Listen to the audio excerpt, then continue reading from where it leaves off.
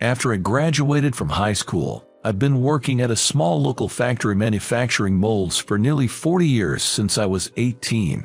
Officially, we had a 2-day off a week. But once or twice a month, I had to work on weekends too. The factory was so busy and thriving. Even though it was a small-town factory, it was responsible for supporting America's technological prowess.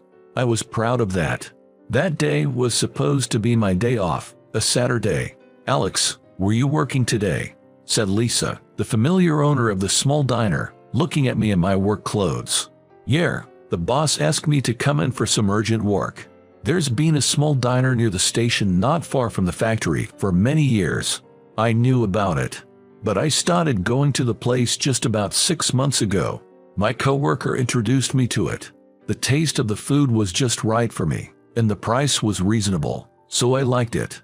What I liked even more was Lisa, who runs the place by herself. She's friendly and attentive, yet firmly scolds any customers who get drunk or act poorly. Her straight-faced look with fair cheeks matched well with her apron. Shortly after I started going to the place, I asked her, "Hey, how old are you?" 18. I couldn't help but ask back, "Really?" Lisa laughed. "Of course not." I laughed too, at my own foolishness. Since then, she started calling me by Alex. "This chicken soup is tasty," I blurted out, holding a quick glass of beer. "Alex, if it's chicken, you'll eat it." "Easy customer," she said. "It's my favorite, can't help it. But this is delicious. Which supermarket did you buy it from?" "How rude. I made it myself." "I thought you might come by today, Alex." I said, "Is that so?" and took another spoonful of the chicken soup. Lisa watched me intently. "Could you pack this chicken soup if there's any left? I'll pay you for it." "Sure, but was it that good?" I lost my wife 15 years ago. Back then, I could cook for my 10-year-old daughter, making lunchboxes and preparing breakfast and dinner. But I never made something like chicken soup. For some reason, I wanted to serve this chicken soup to the guy my daughter would bring over tomorrow. Tomorrow, my daughter is bringing her boyfriend to our house. I always told Harriet that if she found someone she liked, she should introduce him to me first. I persuaded her by saying, "I'll do the same. Tomorrow, it'll become a reality. The first meeting with my daughter's boyfriend. What do you think about serving this chicken soup to her boyfriend?" Lisa, delighted, wrapped up a large quantity of chicken soup, enough for 10 servings, and handed it to me. When Harriet brought her boyfriend over, he was seated in the living room, rigid and formal. I was cooking in the kitchen for him. "It's ready. Let's eat." Harriet brought her nervous boyfriend to the dinner table. "I'm sorry, it's only home cooking." I told Harriet we could have gotten pizzas. "It's my dad's cooking. I wanted you to try it. It's my father's taste." With the same tense look, the boyfriend bowed deeply again. "I'm Robert. I'm a medical intern at the same hospital as Harriet." I thought he was a very serious guy. "Let's skip the formalities," I said, opening a can of beer with a pop, and poured some for him. Then I offered him the food I had prepared. He said, "Thank you," and began to eat. Harriet and I watched Robert's reaction. "How is it? Is it too salty?" Harriet asked, a bit nervously. "Yeah, it's salty, strong." I didn't feel bad at all hearing his honest opinion. As I scratched my head, apologizing, Robert said, "In my family, my mom insists on using less salt for health reasons." I thought, no wonder, coming from a family of doctors. "But, even though it's rude to my mom, I like this better. It's delicious," Robert said, and with a satisfied look, he heartily ate the omelet I'd cooked. I thought he was a good, honest young man. Harriet said, "Here's more soup," and offered Robert more chicken soup. Then she explained my love for chicken. I was sipping my beer, watching the two of them, smiling. I haven't really eaten chicken soup before, but it's delicious. Is it hard to make? I can't make it. I got it because I like the taste. Robert tried the pickles and said, "Delicious, delicious." These aren't homemade either. I bought them at the supermarket. I laughed out loud. Harriet laughed too. Robert looked down, a bit embarrassed. A few days later, I went to Lisa's diner. Seeing my face, Lisa immediately asked for my impressions of my first meeting with Harriet's boyfriend. Half of me is happy, half of me is sad. It's just an ordinary feeling of a father who is everywhere. If it's ordinary, then thank God. That's what makes everyone happy after all. Lisa, who usually does not drink during business hours, said, "Let me treat you to a drink." And she drank my reserved bottle of vodka. There were several other customers, but Lisa was mostly ignoring them. She wanted to hear my story. First, I reported that Lisa's chicken soup was well received. Then, as Lisa asked, I told her how Harriet and Robert met at the same workplace, a university hospital. Harriet is a hospital clerk. Robert is a resident in the general surgery department, and he grew up in a family of doctors with a history of high education. His father is said to be the head of the hospital department and a professor. His father is an important person. Hearing Lisa's words, I remembered saying something similar to Robert. I told Harriet how strange his reaction was at the time. He gets defensive all of a sudden. It's nice to be called great by others, but his father thinks he's great himself. He thinks he's in some kind of privileged class. He gets defensive, saying he hates that. Well, even though I haven't met him, I like him already. Raising my glass filled with vodka, I thought to myself that I've got Lisa's approval. Then Lisa quickly raised her own glass and we toasted. The next weekend, from the morning, Harriet was feeling tense. She wore a brand new suit and was preparing to go out. Now, it was Harriet's turn to greet Robert's parents. If the two continue dating smoothly and even get married, then it would be time for me and their parents to greet each other. I vaguely imagined that scene. Then, Harriet's cell phone ringtone sounded. What? Cancelled? Harriet's face paled instantly as she took the call. The caller was Robert, informing her that their meeting with his parents for that day had been called off. Not long after, Robert rushed to our house to explain the situation. He had asked his parents a few days ago to stay home in the afternoon as he had someone he wanted them to meet. He kept quiet about the details. I thought my father would immediately oppose my relationship with Harriet if I told him. So, I thought I'd let them meet Harriet in person first. I thought they would like her once they met her. His father, the head of the hospital department who also handles personnel matters, seems to have misunderstood that Robert wanted to hire a friend or junior from medical school. Since then, there had been no chance for Robert to meet his father because Robert was on duty or his father was away for a conference until today. On the other hand, his mother seemed to have sensed that the person Robert wanted them to meet was his girlfriend, and she told her husband about it the night before. This morning, I was asked by my father, "Your mother says this, but is it true?" He reluctantly confessed everything. Then he was interrogated by his father about what was she doing. When he revealed that she was a clerk at the hospital, his father snorted. Then he said, "You don't need to bring every girl you date home, just the ones you want to marry.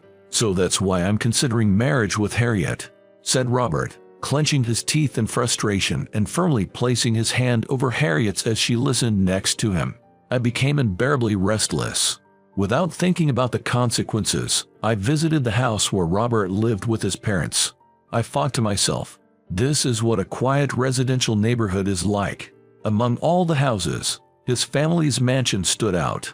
"I'm Harriet's father, who was supposed to visit today. I've come because I'd like to talk to you." When I announced myself over the intercom, the gate opened and I was let in, but only as far as the front door.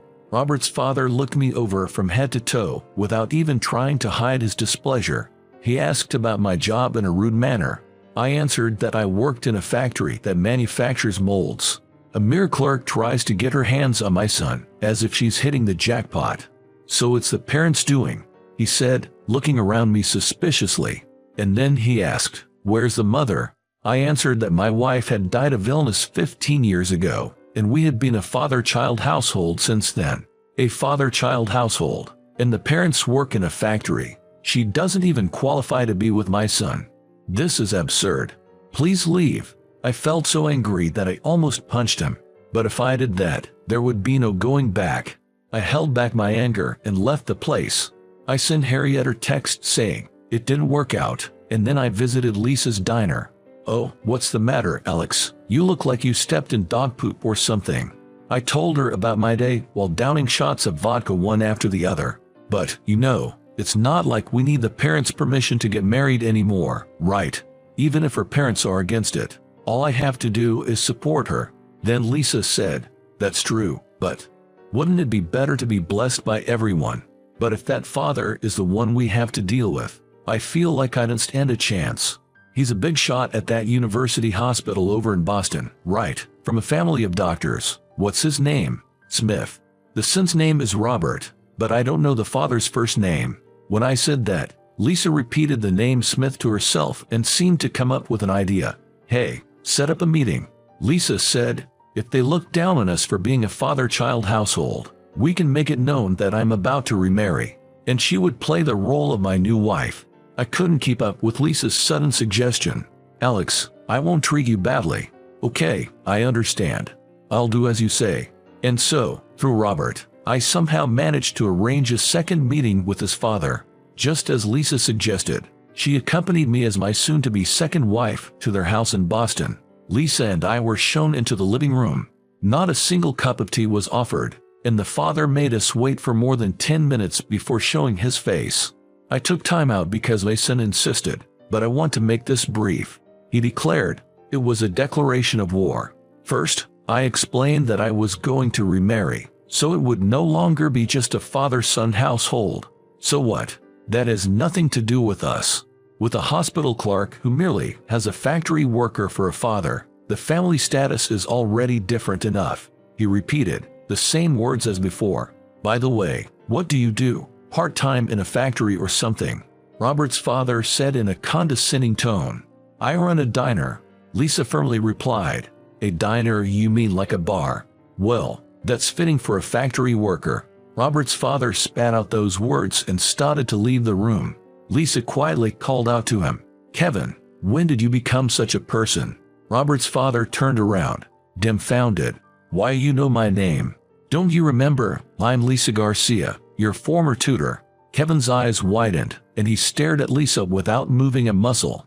Ignoring Kevin's stare, Lisa began to speak to me. She was an excellent student, graduated from high school, and went on to a top university's science department.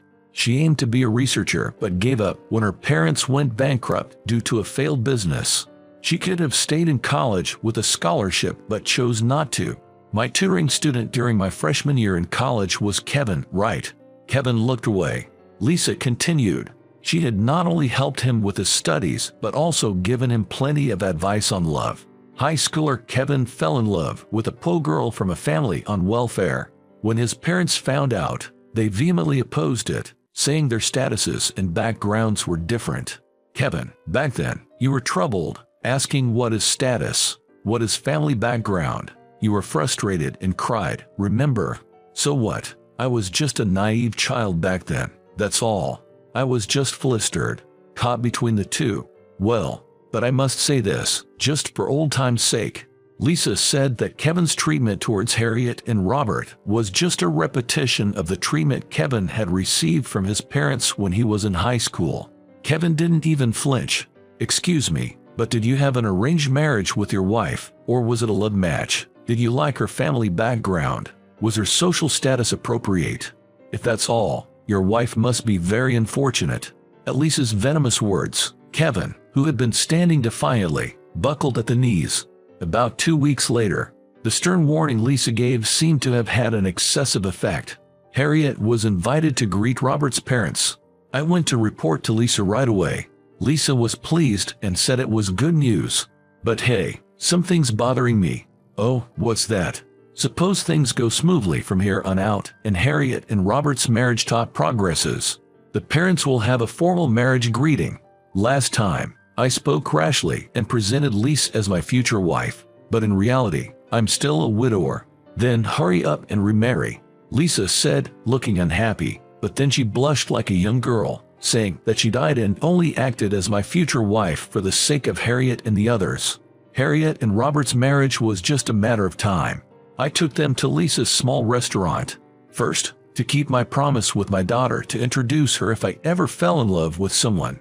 Lisa, the owner, here's my favorite chicken soup. I introduced Lisa and my daughter.